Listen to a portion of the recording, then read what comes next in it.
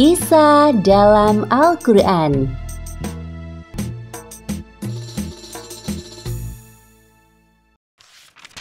Kisah Nabi Zakaria alaihi salam. Kekuatan doa Nabi Zakaria alaihi salam. Kisah ini disebutkan beberapa kali dalam Al-Quran. Salah satunya dalam surat Maryam ayat 1 hingga 10. Diceritakan bahwa Nabi Zakaria dan istrinya telah lama menanti kehadiran seorang anak dalam pernikahan mereka. Sekian tahun berlalu, beliau berdoa dan belum dikabulkan oleh Allah. Meskipun begitu, Nabi Zakaria tidak berputus asa. Nabi Zakaria menikah dengan istrinya pada usia 30 tahun, sedangkan istrinya 20 tahun. Mereka berdua sangat mendambakan kehadiran seorang anak. Wahai istriku, semoga kita segera diberikan keturunan. Aku sangat mendambakan kehadiran seorang anak dalam kehidupan kita. Aku juga menginginkan hal yang sama, wahai suamiku. Kita harus berdoa dengan khusyuk agar Allah mengabulkan permintaan kita. Semoga Allah mengabulkan doa kita. Amin. Setiap hari, Nabi Zakaria dan istrinya selalu memohon kepada Allah agar diberikan keturunan.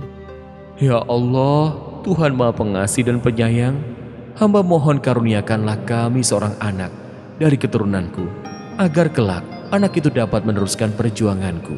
Sekian tahun menanti, belum ada tanda-tanda sang istri hamil. Ternyata istri Nabi Zakaria adalah seorang mandul. Artinya tidak bisa memiliki anak. Aku tidak bisa memiliki seorang anak, wahai suamiku. Sekarang usiaku mulai menua. Bersabarlah wahai istriku, kita harus tetap berdoa kepada Allah. Aku yakin Allah memiliki rencana yang lebih baik dari rencana kita. Iya suamiku, aku akan terus berdoa. Meskipun doanya belum dikabulkan Allah, Nabi Zakaria tidak putus asa. Beliau terus berdoa dan selalu berprasangka baik kepada Allah. Doanya selalu sama, yaitu meminta agar diberikan keturunan. Tahun demi tahun berlalu sangat cepat. Nabi Zakaria dan istrinya menjalani kehidupan dengan penuh kesabaran dan keikhlasan. Meski tenaga untuk beraktivitas semakin menurun, tidak menyurutkan semangat beliau dalam berdakwah kepada kaumnya. Seperti yang disebutkan dalam Al-Quran, surat Maryam ayat 4. Ia berkata, "Ya Tuhanku, sesungguhnya tulangku telah lemah, dan kepalaku telah dipenuhi uban, dan aku belum pernah kecewa dalam berdoa kepada Engkau, ya Tuhanku." Nabi Zakaria menguasai banyak bidang keilmuan.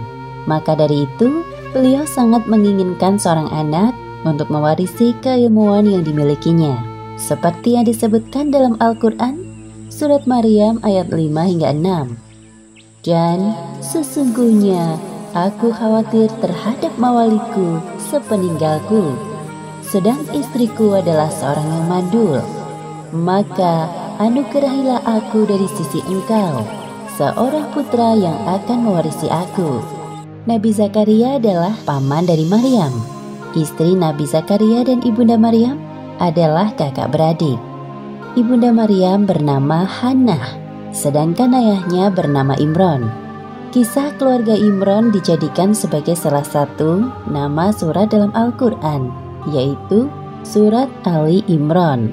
Pada saat Maryam masih dalam kandungan, Imron dan Hannah telah bernazar kepada Allah untuk menyerahkan anaknya kelak menjadi orang yang taat kepadanya. Namun, sang ayah yaitu Imron meninggal saat Maryam masih berada dalam kandungan ibunya. Setelah Maryam lahir dan dapat mulai berpikir, Hannah menyerahkan Maryam kecil dalam pengasuhan Nabi Zakaria. Pada suatu hari, Nabi Zakaria menemui Maryam remaja sedang duduk di mihrabnya. Beliau memperhatikan ada banyak makanan di dekat Maryam. Karena penasaran, Nabi Zakaria bertanya kepada Maryam. "Wahai Maryam, dari mana kamu memperoleh makanan ini?" Makanan itu dari sisi Allah. Sesungguhnya Allah memberi rejeki kepada siapa saja yang dikehendakinya tanpa hisab. Nabi Zakaria terkejut mendengar jawaban dari Maryam. Dari peristiwa itu timbul semangat besar dalam diri Nabi Zakaria. Sesampainya di rumah, dalam mihrabnya, beliau beribadah sambil menangis dan berdoa dengan suara merendah. "Ya Allah, berilah aku dari sisi Engkau seorang anak yang baik. Sesungguhnya Engkau Maha Pendengar doa." Belum sampai Nabi Zakaria menyelesaikan ibadahnya, Allah mengabulkan doanya lewat perantara malaikat Jibril. Sesungguhnya Allah menyuruhku untuk menyampaikan kepadamu sebuah kabar gembira. "Apa itu, wahai Jibril?" Atas kesabaranmu dalam berdoa, Allah mengabulkan permintaanmu dengan balasan berkali-kali lipat. Pertama, Allah akan memberikanmu keturunan seorang anak laki-laki. Kedua, Allah memberikan nama Yahya kepadanya, yang mana belum ada seorang pun yang memiliki nama serupa. Ketiga, kelak dia akan menjadi orang yang membenarkan kedatangan Isa alaihissalam. Keempat, dia seorang panutan. Kelima, dia tumbuh menjadi orang yang pandai menjaga diri dari zina. Keenam, Yahya dewasa akan menjadi seorang nabi sama sepertimu. Ya Allah, bagaimana mungkin aku bisa mendapatkan seorang anak, padahal aku sudah tua dan istriku seorang yang mandul. Demikianlah Allah berbuat apa yang Dia kehendakinya. Kalau begitu, beri aku sebuah tanda bahwa istriku telah mengandung. Allah berfirman, tandanya bagimu, kamu tidak dapat berkata-kata dengan manusia selama 3 hari kecuali dengan isyarat. Dan sebutlah nama Tuhanmu sebanyak-banyaknya, serta bertasbihlah di waktu petang dan pagi hari. Alhamdulillah wa syukurillah. Segala puji bagi Allah atas segala karunia yang Engkau berikan kepadaku, ya Allah. Kemudian beliau segera mengabarkan kepada istrinya. Wahai istriku, kita akan punya anak. Hah? Benarkah itu, wahai suamiku? Aku akan mengandung seorang anak. Iya benar, seorang anak laki-laki bernama Yahya. Allah telah mengabulkan doa kita selama berpuluh-puluh tahun. Alhamdulillahirabbil alamin. Terima kasih ya Allah.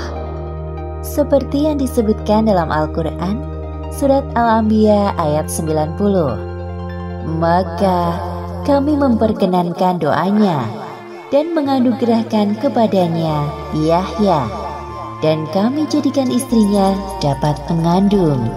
Sesungguhnya mereka adalah orang-orang yang selalu bersegera dalam mengerjakan perbuatan-perbuatan baik, dan mereka berdoa kepada kami dengan harap dan cemas, dan mereka adalah orang-orang yang khusyuk kepada kami. Demikianlah akhir kisah kekuatan doa Nabi Zakaria dalam meminta keturunan.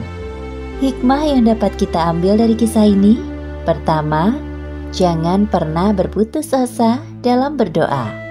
Kedua, ketika kita meminta sesuatu kepada Allah, harus sabar dan konsisten. Pada saatnya, Allah akan mengabulkannya lebih dari yang kita harapkan. Ketiga, kisah Nabi Zakaria ini membuktikan kepada kita bahwa kekuasaan Allah tidak terbatas. Seperti kisah istri Nabi Zakaria yang mengandung seorang anak di usianya yang sudah tua. Suatu hal yang mustahil terjadi pada manusia biasa. Namun, saat Allah berkehendak hal itu terjadi, maka terjadilah. Wallahu a'lam bishawab. Assalamualaikum. Kalau teman-teman belum subscribe, yuk klik tombol subscribe warna merah. Gratis loh. Jangan lupa klik juga gambar loncengnya ya, supaya teman-teman bisa tahu video-video baru di